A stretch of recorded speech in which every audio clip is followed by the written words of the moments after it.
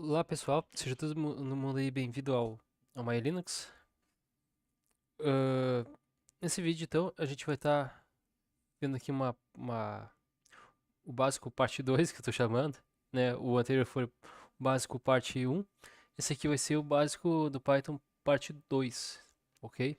Eu vou fazer ainda mais um outro vídeo sobre como funciona essa estrutura aí do Python, tá? Como a gente pode utilizar o Python, né, em relação aos módulos, né? Quando a gente for utilizar os módulos, tá? Para vocês terem uma noção do que são módulos, beleza? Porque na UpBGE, quando a gente vem aqui para UpBGE, usa o UpBGE aqui da Engine, tá? Essa engine aqui ela usa Python. E esse cara aqui, ele é totalmente baseado em vários módulos, tá? E para a gente poder entender o que são módulos dentro de módulos e dentro de módulos, e tem vários módulos aqui, tá? Várias classes. Às vezes fica complicado, tá? E eu vou tentar exemplificar isso no próximo vídeo, beleza? Bom, nesse aqui vou continuar então. A gente parou aqui nas conversões das variáveis, né? Eu mostrei todas as variáveis básicas, basicamente que a gente usa, mais usa. Ah, no primeiro vídeo então a gente viu como construir essa virtualização do Python, né? Encadeamento do nosso código para não afetar o sistema original do nosso PC, beleza? Então vou continuar então. Eu vou escrever aqui uma variável. Eu vou pegar aqui, vou digitar um valor, valor 1, dessa vez. Vai ser igual aqui a 15, tá? Vou digitar o segundo valor, tá? Valor 2. Eu vou dizer que esse valor aqui vai ser 35, tá? E o valor 3 aqui, vai ser igual a 2,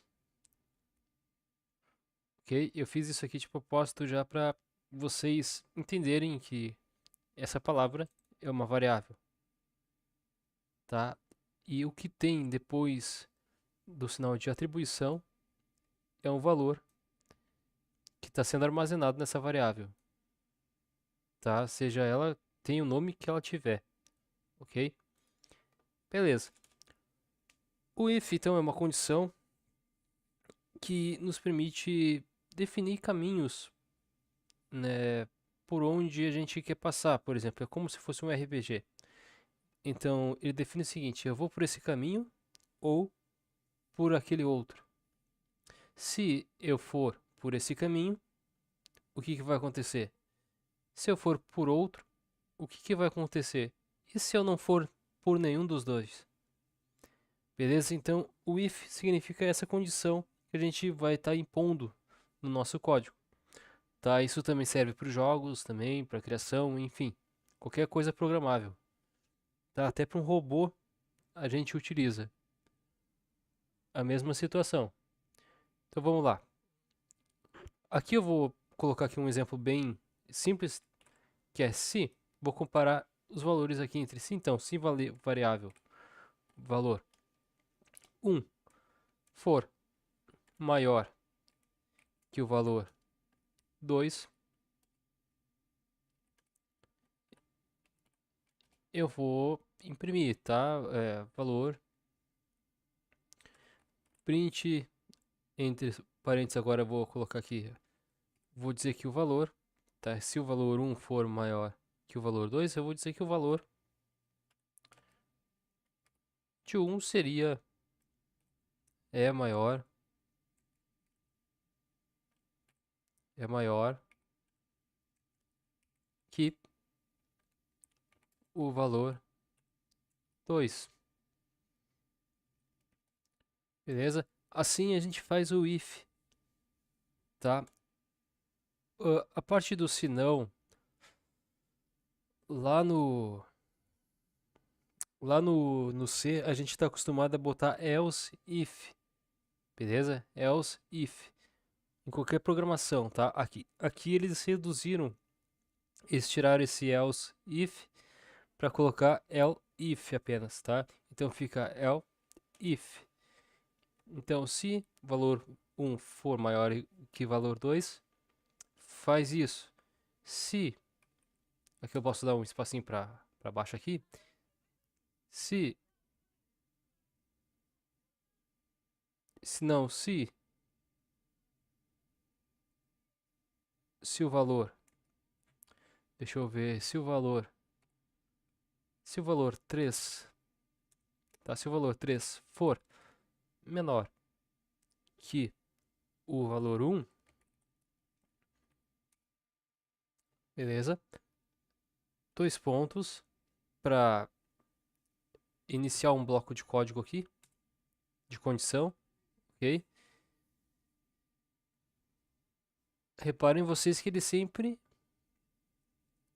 formata a linha, tá?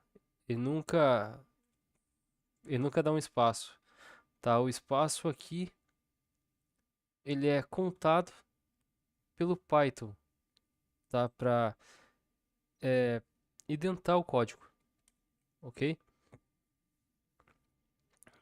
Então, aqui, se o valor 3 for menor que o valor 1, vai ser uma condição verdadeira, ok? Logo, vou copiar esse print para facilitar aqui a vida aqui. Valor 3. Logo, o valor 3 é menor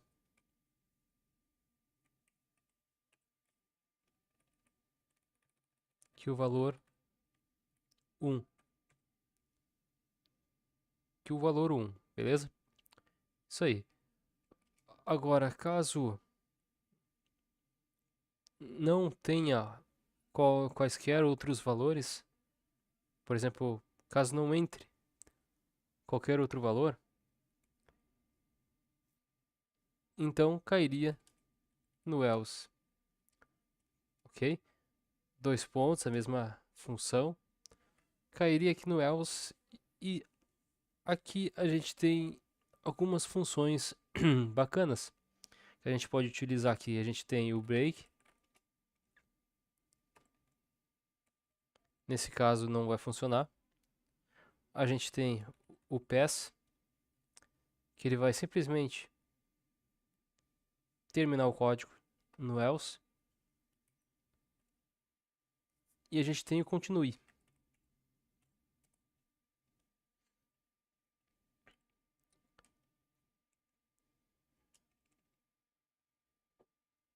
Bom, o que eu usaria aqui seria o pass, tá? Como vocês viram ali que o pass funciona.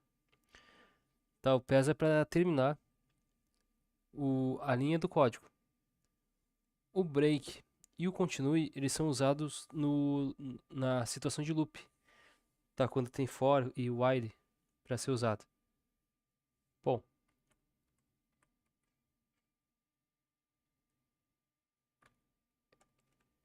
eu vou tirar fora aqui esse pass aqui e vou digitar o seguinte, olha, print nenhuma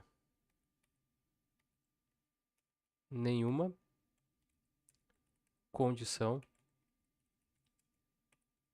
encontrada.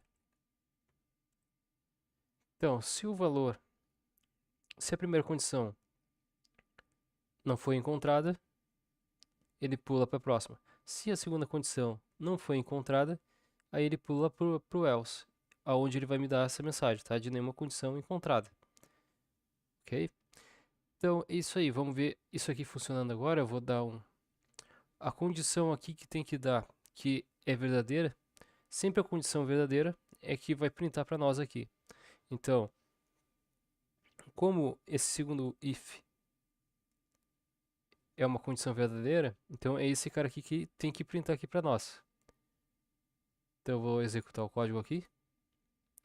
Ó, valor 3 é menor que o valor 1. Beleza? Caiu aqui. Agora, digamos que eu queira dizer que o valor 3 seja igual ao valor 1.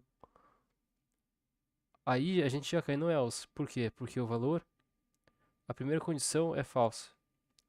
Tá? A segunda condição também é falsa, porque o valor 3 ele não é igual. tá? Ao valor 1. Ou seja, 2 não é igual a 15. Então vai cair no else. Logo, a resposta correta para essa aqui seria printar nenhuma condição encontrada, beleza? Vamos digitar aqui um play aqui, vamos ver o que vai acontecer.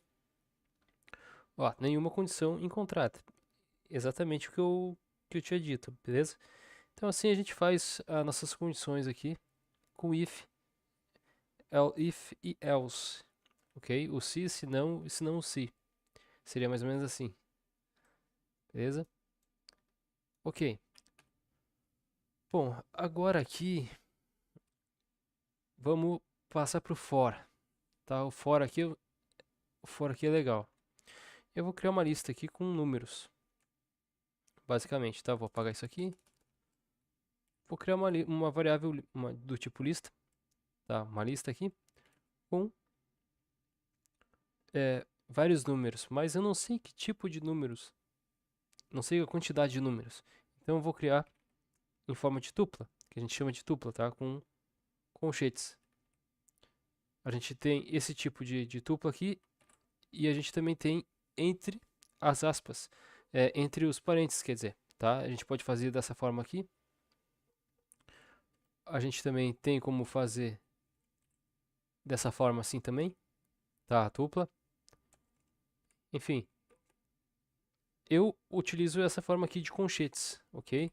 Então, aqui dentro aqui eu vou colocar um, vou colocar mais um valor aqui, 2, 3, 4 e 5. Beleza. Aí tá pronta a lista.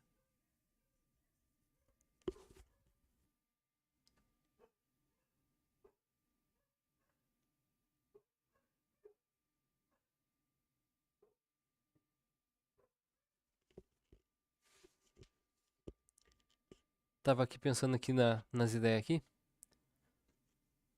Bom, agora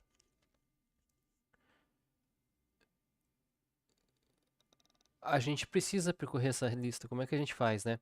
A gente vai usar o for para isso. Tá? Vamos usar aqui o for. Vamos fazer um for,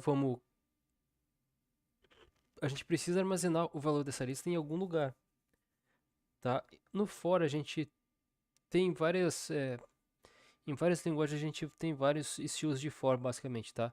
A mais comum delas seria o for each, que é para cada elemento percorre, né, armazena, para cada elemento armazena o valor dessa lista aqui.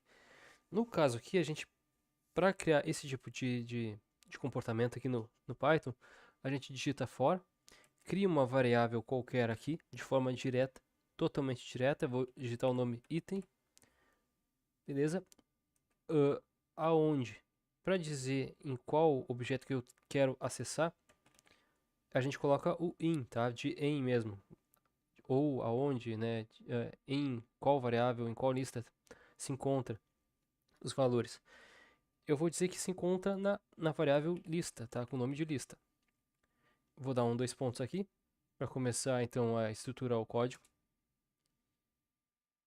E aqui eu simplesmente faço o seguinte, eu vou printar todos, tá? Para printar todos os valores, eu simplesmente escrevo na tela print, abro parênteses e escrevo item aqui dentro. Beleza? O resultado disso aqui é para ele listar todos esses valores aqui, tá? Na verdade, 1, 2, 3, 4, 5. Beleza? Então, vou dar um play. Ali, ele listou para nós, ó. 1, 2, 3, 4, 5. Beleza? Simples. E muito rapidinho isso aqui. Ok? A gente tem uma segunda. A gente tem uma segunda forma de fazer o for. Se a gente quiser, né? A gente tem várias formas de fazer o for. Mas a gente tem a seguinte. E se eu sei as posições, né? Vamos fazer com o vetor. Então, vou digitar aqui, sei lá, um vetor. Eu quero criar um vetor. Eu vou chamar aqui uma variável. Vetor vai receber um valor específico. Eu vou dizer que eu quero 15. posições aqui, né? Um valor de 15. Então eu quero separar 15 posições ali, né? Tô separando ali. Beleza. Como é que eu listo?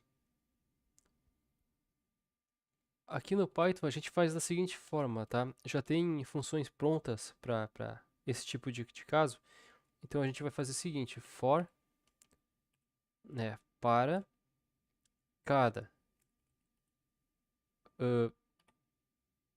valor aonde em, ok? Eu vou definir um range de quanto eu vou definir que eu quero listar e armazenar todas as posições da variável vetor. Eu quero percorrer os valores inteiros dessa variável valor. Então a gente consegue listar um range, tá? A gente pode definir de 1 até tanto ou todos os valores da lista, por exemplo, também, tá? Nesse caso, eu quero a variável vetor. Quero que ele percorra esse vetor desde a posição 0 até a última posição, que é a 14. Beleza? E agora aqui a gente dá um print só para ver o valor na nossa tela. Tá? Print entre parênteses, então, valor. Vamos. Eu vou apertar um play aqui para a gente ver. Ó. Repare então que ele printou para nós as posições do array.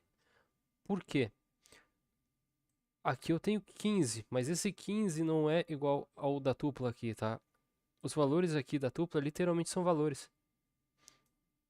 Só que aqui no nosso vetor, esse 15 significa posições. Então ele vai de 0 até 14 posições que tem nesse valor, tá?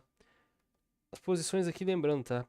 São usadas para fazer, por exemplo, um xadrez, um jogo de xadrez. Ok? Pode-se usar matriz ou vetor. Né? Um dominó, por exemplo, também dá para fazer. Ok? Dá para fazer várias coisas, na verdade, né? Mas enfim. Ok? Então esse foi o for. Vou fazer agora um for diferenciado que eu vou usar. Eu vou usar o for para percorrer um dicionário. Tá? Onde a gente vai ter a chave desse dicionário e o valor que coincide com essa chave. Ok? Vamos percorrer então esses valores. Vamos ver como é que funciona isso aqui. Vou deixar o for ali embaixo ali mesmo.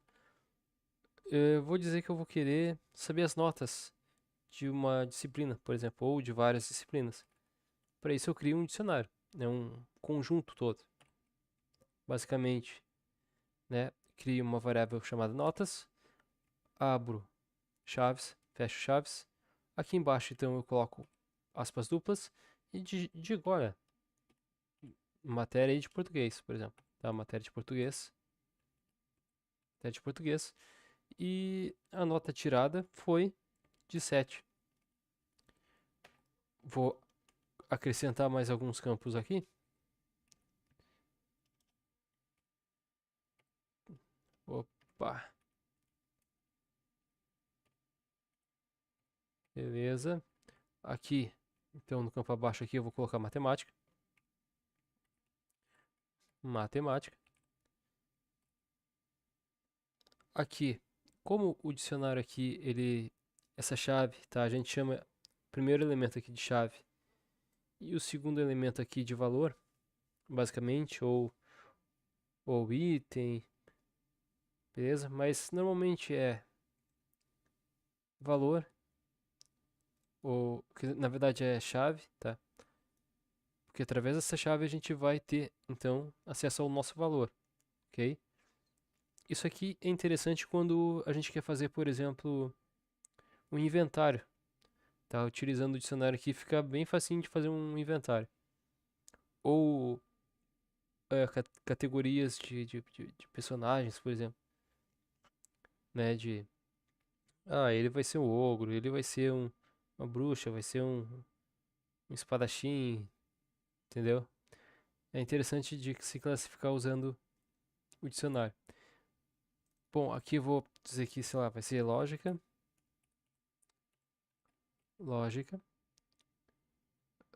vai ter o valor de 7, matemática aqui eu vou mudar aqui, vou colocar 9. Tá, tirou 9. Aqui eu vou botar, como a gente está aprendendo aqui, eu vou botar algoritmo. Então, algoritmo, matéria de algoritmo,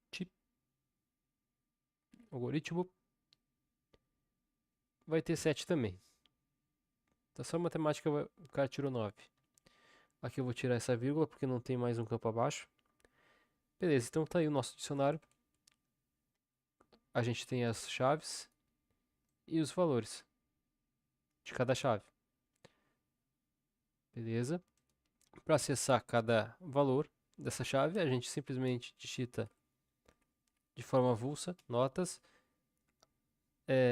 colchetes, e aí aqui já vai no Visual Studio Code aqui, ele já vai dar pra gente aqui as chaves que a gente quer ter acesso aos valores dessas chaves, beleza?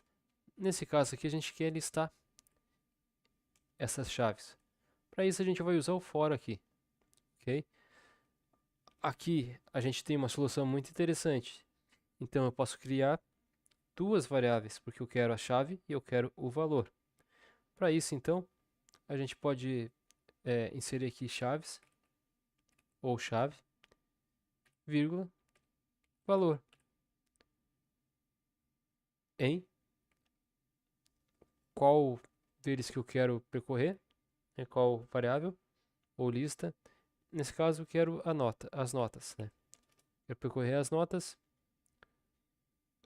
porém, eu quero ter acesso a todos os itens que estão no dicionário.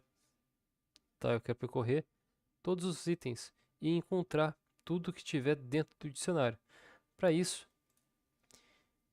para não mostrar aquela mensagem de variável que existe, mas que está perdida no mundo vazio, a gente usa uma variável aqui chamada itens, tá? Para achar esses itens lá dentro. Esse item aqui, ele é uma função. Então a gente coloca um parêntese para representar aqui uma função. Nesse caso aqui. Deixa eu ver, eu acho que não é com i não. Deixa eu ver. Ah, não, é minúsculo. É minúsculo mesmo. Tá. Função ali é minúsculo. Aqui no visual, no VS Code, se vocês repararam ali, esse quadradinho aqui roxo, tá, representa a função. Esse pequenininho aqui representa uma variável. Beleza? Então, esse roxo é uma função e o pequenininho azul aqui é uma variável, tá? É um campo ali de acesso direto. Beleza. Vamos acessar aqui a função. Ó, aqui é importante ver a sugestão, porque ele dá sugestão de como essa função vai ser lida aqui, tá? Então dentro dela vai ter uma string e um inteiro. Beleza? Então ela vai ler uma string e vai ler um inteiro. É isso que está significando aqui, tá? Do dicionário, ó.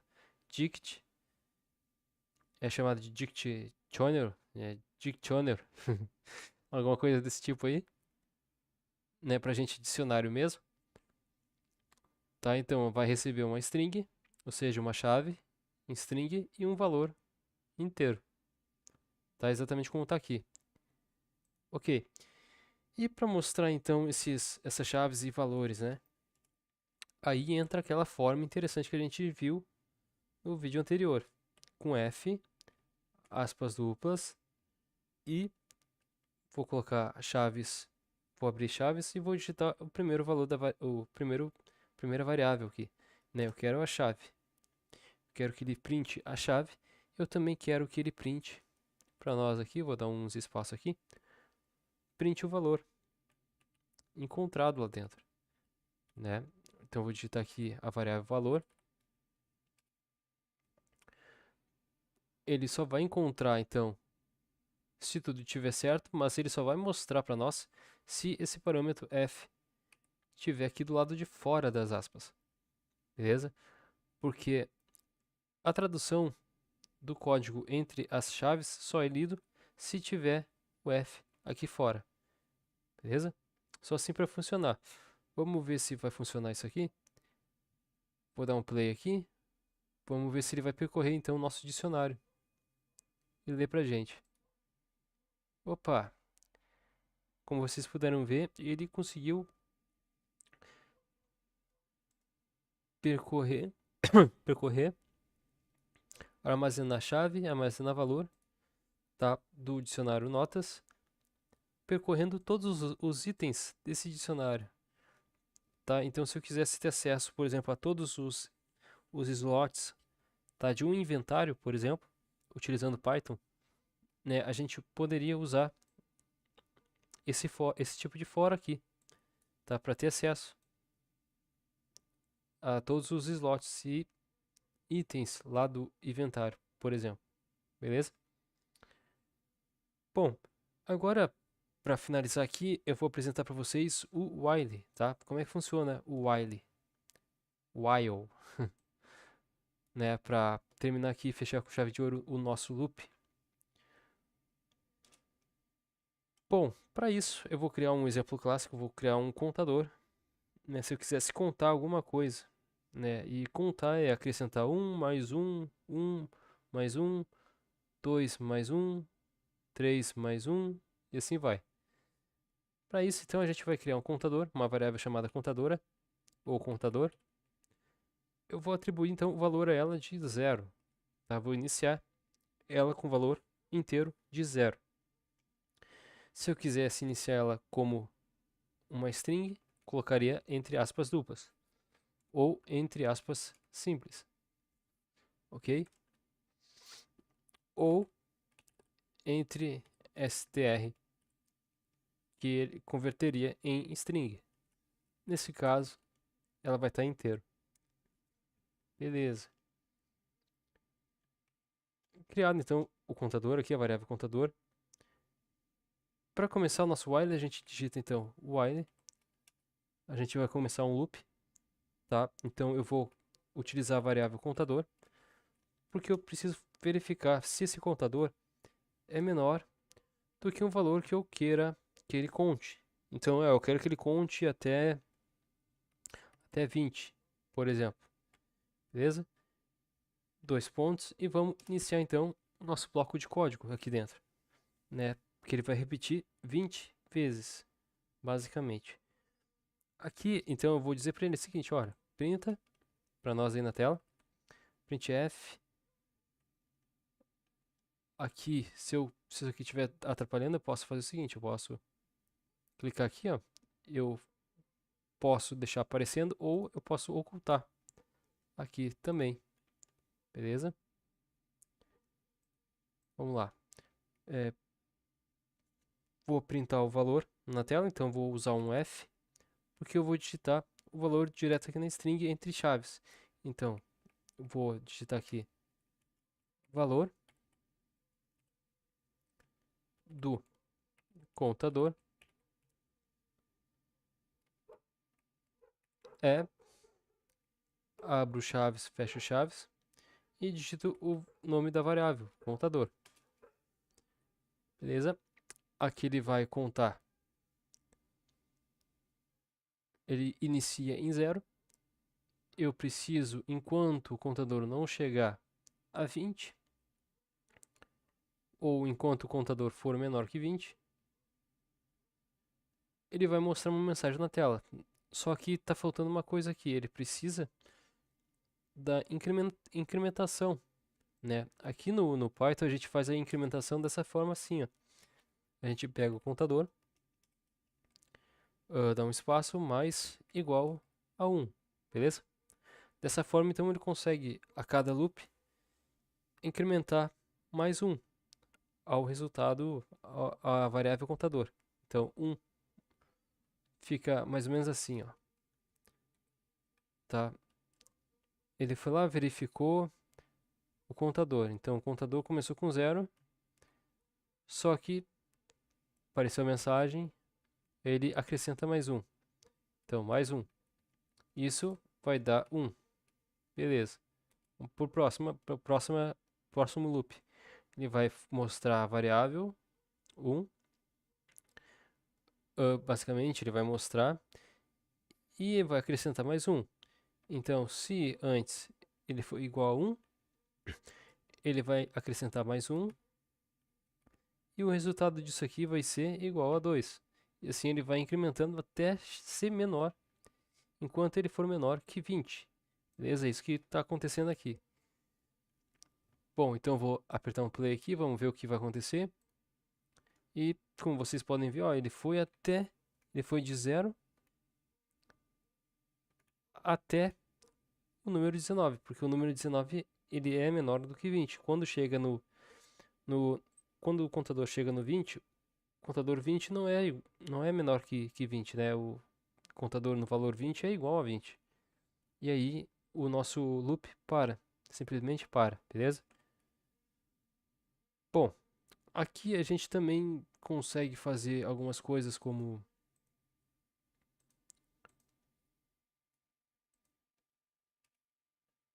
por exemplo, se contador, eu vou tentar fazer isso aqui, se o contador for igual, digamos, a 12, eu quero que tu pare com o código, beleza? Dá um break aí. Vamos ver se ele vai parar. Ó, chegou até 11, ele parou. Agora eu vou dizer para ele continuar. Vamos ver o que vai acontecer aqui se ele continuar. Qual é a resposta dele, né, se continuar. Dá um executar aqui. Ele simplesmente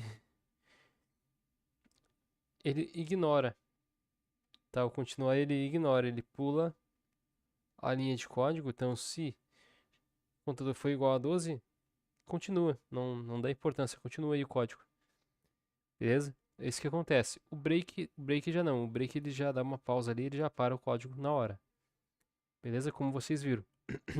O pass, ele é um elemento que diz que não tem nada de valor aqui. Vamos ver isso aqui em funcionamento, vamos ver se vai funcionar.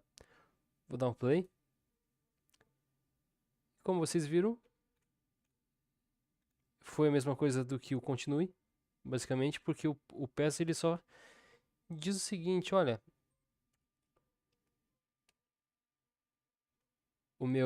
aqui está a minha condição.